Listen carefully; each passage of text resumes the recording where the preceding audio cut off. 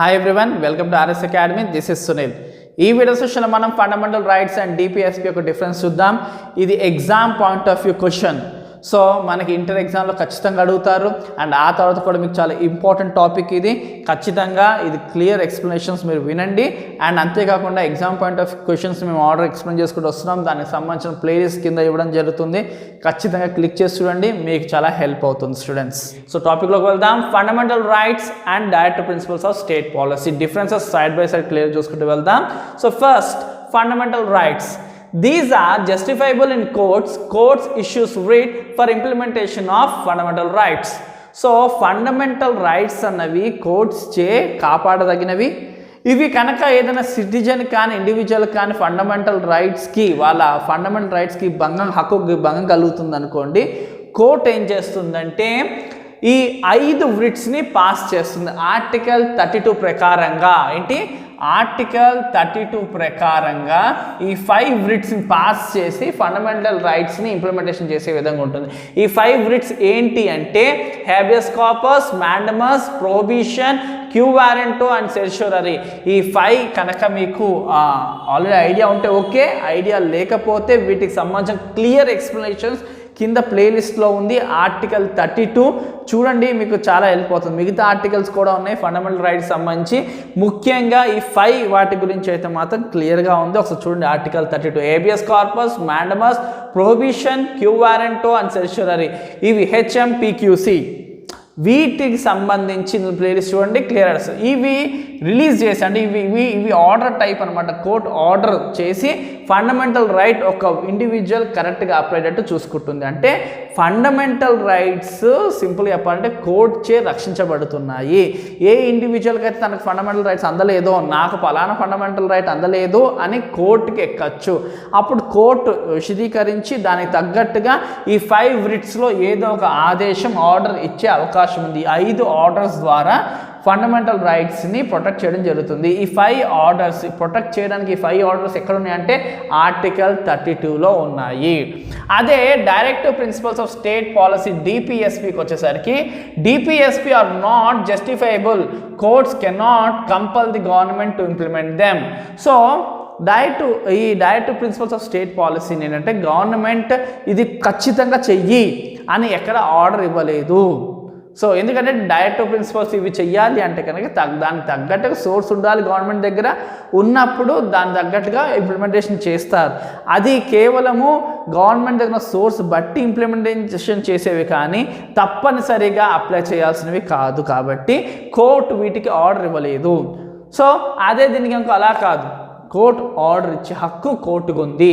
అది article 32 provide చేస్తుంది. Second, fundamental rights are negative in nature. The state is restrained from doing anything detrimental to the individual. So fundamental rights are negative in nature అంటే ఏంటి? So ఏదైనా government వీటికి మీరి ఏమీ చేయలేదు. ఒక గవర్నమెంట్ ఒక ఇండివిజువల్ని ఫండమెంటల్ రైట్స్ మీరి ఒక ఇండివిజువల్ని ఏమీ చేయలేదు. అదే డైరెక్టివ్ స్టేట్ పాలసీ ఇవేంటి? Positive in nature. They వైడన్ the states activity to transform the society. So సొసైటీని ఇంకా మెరుగుపరిచే విధంగా ఈ డిపిఎస్పి పాజిటివ్ ఇన్ నేచర్ కలిగి ఉంటుంది. అదే ఫండమెంటల్ రైట్స్ అనుకోండి, ఒక కంచె అనమాట, ఒక ఇండివిజువల్కి కంచె. సో ఎప్పుడన్నా ఇండివిజువల్కి నాకు పలానా దానికి భంగం కలుగుతుంది, సో కోర్టుకి ఎగెయిన్స్ట్గా గవర్నమెంట్కి వెళ్ళే హక్కు ఉంది. అదే డిపిఎస్పి అలా కాదు, ఇది గవర్నమెంట్కి సపోర్ట్ చేసే విధానంలో ఉంటుంది. So these are positive nature, ఇది నెగిటివ్ ఇన్ నేచర్. ఇకపోతే article 13 states that any law or order made violating the provisions of fundamental rights become void. So article 13 ప్రకారంగా మనకి ఏం తెలుస్తుంది? ఏదన్నా ఒక లా ఉండొచ్చు, ఒక ఆర్డర్ ఉండొచ్చు, అది ఎప్పుడైతే ఫండమెంటల్ రైట్స్కి వ్యతిరేకంగా ఉందో ఆ లా చెల్లదు. అర్థమైందా? లా ఉండొచ్చు, ఆర్డర్ ఉండొచ్చు, ఏదైనా ఫండమెంటల్ రైట్స్కి భంగం కలిగేటట్టుంటే అది చెల్లదు, బికమ్స్ వాయిడ్. కానీ డిపిఎస్పికి వచ్చేసరికి అలా కాదు. No law will be declared void on the ground that it violates DPSP. అదే మనకి directive principles of state policy అట్లా కాదు. సో దానికి వ్యతిరేకంగా వెళ్ళినా అనవసరం, వెళ్ళకపోయినా అనవసరం, కానీ ఏ లాని కానీ ఏ ఆర్డర్ని కానీ అది వాయిడ్ చేసే అంత సత్తా డిపిఎస్పికి లేదు. క్లియర్ అనుకుంటా. సో ఫస్ట్ చూసుకున్నాం. ఫస్ట్ ఏంటి? మనకి ఫండమెంటల్ రైట్స్ కోర్టుచే ప్రొటెక్ట్ చేయబడింది. ఆర్టికల్ 32 ప్రకారంగా ఎవరెవరు habeas corpus, mandamus, prohibition, quo warranto, certiorari ఈ 5 రిట్స్ ప్రకారంగా ఇది ఇక్కడ అక్కర్లేదు, కానీ దానికి ఏమైనా కొంతమంది ఇంట్రెస్ట్ ఉంటే కింద డిస్క్రిప్షన్లో చూడండి. అదే దానికి అనుకోండి అట్లా ఏం కాదు, ఎటువంటి కోర్టు డిపిఎస్పిని ప్రొటెక్ట్ చేసే అధికారం కోర్ట్స్కి లేదు. అండ్ ఇవి నెగిటివ్ ఇన్ నేచర్, ఇవి పాజిటివ్ ఇన్ నేచర్. ఇవి ఏవైతే లా ఉండొచ్చు, ఆర్డర్ ఉండొచ్చు, ఫండమెంటల్ రైట్ ప్రొవిజన్స్ని కనుక భంగం కలిగిస్తే అది ఆ లా ఉండొచ్చు, ఆర్డర్ ఉండొచ్చు, చెల్లదు. కానీ అలాగా డిపిఎస్పికి అట్లాంటి హక్కు లేదు. ఎటువంటి లాను కానీ ఆర్డర్ని కానీ చెల్లకుండా చేసే అంత డిపిఎస్పికి సీన్ లేదు. ఇకపోతే next, fundamental rights concern about the citizens and protects the individual life and Liberty. ఈ ఫండమెంటల్ రైట్స్ అన్నది ఒక ఇండివిజువల్, ఒక పర్సన్కి సంబంధించి ఆ పర్సన్ యొక్క లైఫ్, ఆ పర్సన్ సంబంధించిన ఫ్రీడమ్, లిబర్టీకి సంబంధించి ఫండమెంటల్ రైట్స్ ఉంటుంది. ఎంతసేపు ఫండమెంటల్ రైట్స్ దీనికోసం మాట్లాడుతుంది? ఒక వ్యక్తి యొక్క స్వేచ్ఛ కోసం, ఒక వ్యక్తి యొక్క హక్కుల కోసం, ఒక వ్యక్తి యొక్క బాగోగుల కోసమే మాట్లాడుతుంది. ఇండివిజువల్ ఫేవర్డ్ ఈ ఫండమెంటల్ రైట్స్. అదే డిపిఎస్పికి వచ్చేసరికి DPSP are aimed at development and welfare of the nation in social, political, economic aspects. So అదే డైరెక్టర్ ప్రిన్సిపల్ స్టేట్ పాలసీ ఏంటంటే సమాజం యొక్క బాగోగుల కోసం, అది సామాజికంగా, ఆర్థికంగా ఉండొచ్చు, ఎలా అయినా ఉండొచ్చు, కానీ ఒక సమాజం మెరుగుపడడానికి దోహదం చేసేవే డిపిఎస్పి. అదే ఫండమెంటల్ రైట్ అనుకోండి, ఒక వ్యక్తి, ఒక పౌరుడి యొక్క స్వేచ్ఛకు సంబంధించి, స్వేచ్ఛగా తను జీవించడానికి సంబంధించి, తన హక్కులకు సంబంధించి ఫండమెంటల్ రైట్స్ ఉంటే, డిపిఎస్పి వచ్చేసరికి సమాజం యొక్క మెరుగైన సమాజం కోసం, మెరుగైన సమాజంలో అంటే సోషల్గా ఉండొచ్చు, ఎకనామిక్గా, పొలిటికల్గా అంటే రాజకీయంగా ఉండొచ్చు, సామాజికంగా ఉండొచ్చు, ఆర్థికంగా ఉండొచ్చు, బలమైన సమాజాన్ని తయారు చేయడానికి డిపిఎస్పి హెల్ప్ చేస్తుంది.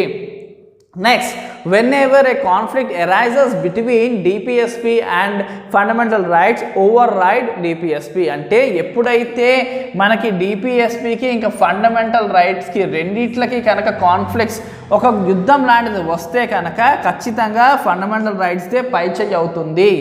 సో అంతే, DPSP cannot override. DPSP ఎప్పుడు కూడా ఫండమెంటల్ రైట్స్ని మించి ఉండలేదు. సో ఇది ఎక్కువ, ఇది ఎక్కువ అంటే ఖచ్చితంగా ఫండమెంటల్ రైట్సే ఎక్కువ. So fundamental rights override the DPSP అంటే డిపిఎస్పిని దాటే ఎప్పుడు కూడా ఫండమెంటల్ రైట్స్ యొక్క బలం ఉంటుంది. So next, these are enumerated in part 3 of Constitution.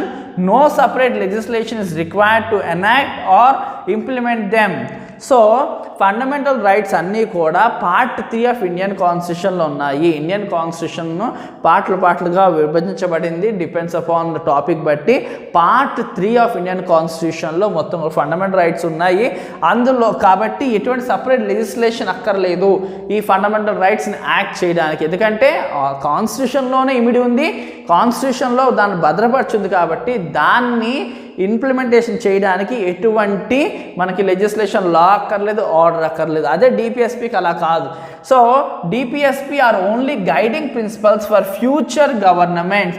So to implement them separate legislation is to be passed. సో డిపిఎస్పి అనేది కేవలం ఒక గైడింగ్ ప్రిన్సిపల్స్. ఇప్పుడు గవర్నమెంట్కి ఉండొచ్చు, తర్వాత వచ్చే గవర్నమెంట్కి ఉండొచ్చు. సో అవి కేవలం ఒక గైడింగ్ ప్రిన్సిపల్సే.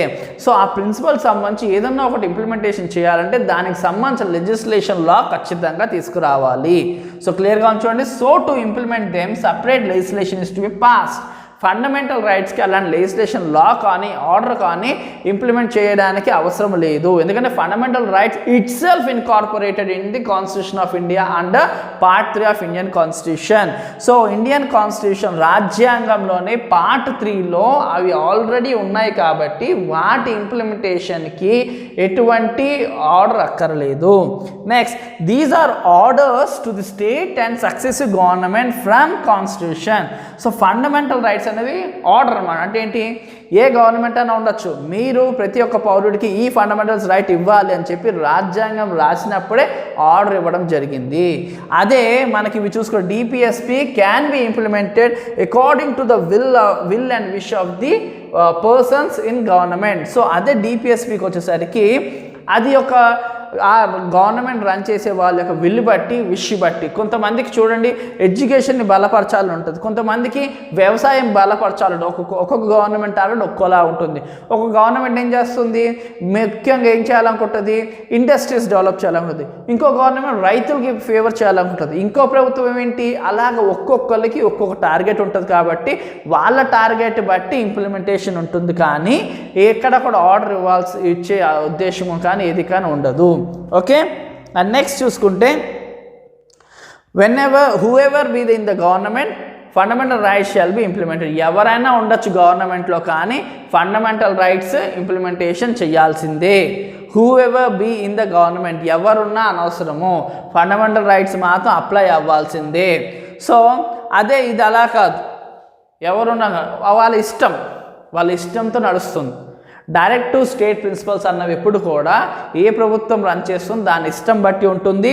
అదే దీనిది అలా కాదు, ఎవరున్నా అనవసరం, ఫండమెంటల్ రైట్స్ మాత్రం ఇంప్లిమెంటేషన్ జరగాల్సిందే. Next, these rights represents the nature of political democracy of the state.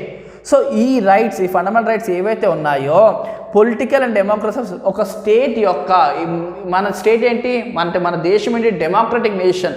So అది రిసెంబుల్ చేస్తూ మనకు అందించినవే ఈ ఫండమెంటల్ రైట్స్. సో ఈ ఫండమెంటల్ రైట్స్ దేనికి సాదృశ్యం, డెమోక్రటిక్ నేషన్కి సాదృశ్యం. అదే ఇక్కడ చెప్తాను చూడండి, represents the nature of political democracy of the state. So మనకి ఎంత డెమోక్రటిక్ నేషనో అన్నది ఫండమెంటల్ రైట్స్ చూస్తే అర్థమవుతుంది. అదే వచ్చేసరికి the DPSP explains the ideals of nation and the aim and the goals of the government. అదే ఈ directive principle of state policy ఏంటంటే ఒక ప్రభుత్వం యొక్క విధి విధానాల కోసం చెప్తుంది. ఈ ప్రభుత్వం దేనికి ఎక్కువ ఇంపార్టెన్స్ ఇస్తుంది అన్నది అది ఫాలో చేసి డైరెక్టివ్ ప్రిన్సిపల్స్ చెప్తుంది. సో నెక్స్ట్ వచ్చేసరికి these are the assurances given to the individual who strives for his nation to participate in democratic activities without restrictions. ఇది ఒక పౌరుడికి దేశం ఇచ్చే హక్కులు, అష్యూరెన్స్. నువ్వు ఈ భారతదేశంలో పుట్టావు కాబట్టి నువ్వు ఈ భారతదేశంలో స్వేచ్ఛగా జీవించవచ్చు, స్వేచ్ఛగా నువ్వు చదువుకోవచ్చు, స్వేచ్ఛగా నీ హక్కులు నీకు ఉంటాయి అన్న ఒక అష్యూర్డ్ లైఫ్, ఒక అష్యూరెన్సే ఫండమెంటల్ రైట్స్ ఒక పౌరుడికి ఇస్తుంది. అదే ఇదనుకోండి, these are the initiations to be taken up by the government for fulfillment of welfare and development aspirations of the society. అదే ఇదేంటి, ఇనిషియేషన్స్, గవర్నమెంట్ తీసుకునే ఒక ఇనిషియేషన్స్. దేనికోసం ఆ ఇనిషియేషన్స్, సమాజం యొక్క బాగోగుల కోసం. చూడండి ఒకసారి, these are the initiations to be taken up by the government for fulfilment of welfare and development aspiration of society. సమాజం యొక్క బాగోగుల కోసం గవర్నమెంట్ వాళ్ళ యొక్క ప్రాముఖ్యతలను బట్టి దేనికి ప్రాముఖ్యత ఇస్తే దానికి తగ్గ ఏదైతే ఇనిషియేషన్స్ ఉంటావో ఆ ఇనిషియేషన్సే directive principles of state policy. So ఇది directive principles of state policy and fundamental rights యొక్క డిఫరెన్సెస్. మొత్తంగా చూసుకుంటే ఫండమెంటల్ రైట్స్ అన్నవి ఒక పౌరుడికి దేశ రాజ్యాంగం ఇచ్చిన హక్కులు. అదే కనుక directive principles of state policy ఏంటంటే దేశము ఒక ప్రభుత్వాలు ఉంటాయి చూడండి, ఆ ప్రభుత్వాలు ఏ విధంగా రన్ చేయాలి అన్న దానికి సంబంధించి కొన్ని ప్రిన్సిపల్స్ ఇవ్వడం జరిగింది. గాంధీయన్ ప్రిన్సిపల్స్, లిబరియన్ ప్రిన్సిపల్స్ అని. సో ఆ ప్రిన్సిపల్స్ తగ్గట్టుగా ఆ ప్రభుత్వం యొక్క టార్గెట్ని ఉద్దేశించుకుని తీసుకునే ఇనిషియేషన్సే, తీసుకునే స్టెప్సే ఈ డైరెక్టివ్ ప్రిన్సిపల్స్. ఫ్యూచర్లో వచ్చే గవర్నమెంట్స్కి ఒక అడ్వైజ్ లాగా ఉండడానికి కొన్ని ప్రిన్సిపల్స్ ఇవ్వడం జరిగింది. ఆ ప్రిన్సిపల్స్ నచ్చిన వాళ్ళు ఏవైతే నచ్చుతాయో అవి ఆ గవర్నమెంట్ ఇంప్లిమెంట్ చేస్తుందో లేదా లేదు. అది ఇంప్లిమెంట్ చేయాలంటే ఆ గవర్నమెంట్ దగ్గర దానికి సరిపడా సోర్సు, అమౌంట్ ఉండాలి, ఫండ్స్ ఉండాలి. ఫండ్స్ లేకపోతే చెయ్యలేదు. సో అర్థమైంది అనుకుంటా, డైరెక్టివ్ ప్రిన్సిపల్ స్టేట్ పాలసీకి సంబంధించి అండ్ ఫండమెంటల్ సంబంధించి క్లియర్గా అర్థమైంది అనుకుంటున్నాను స్టూడెంట్స్. అండ్ ఇంకేమైనా డౌట్స్ ఉంటే ఖచ్చితంగా కింద కామెంట్ సెక్షన్లో మెన్షన్ చేయండి. ఖచ్చితంగా దానికి తగ్గ టాపిక్స్ మేము అందిస్తాము. Thank you for watching. Do share and subscribe our channel.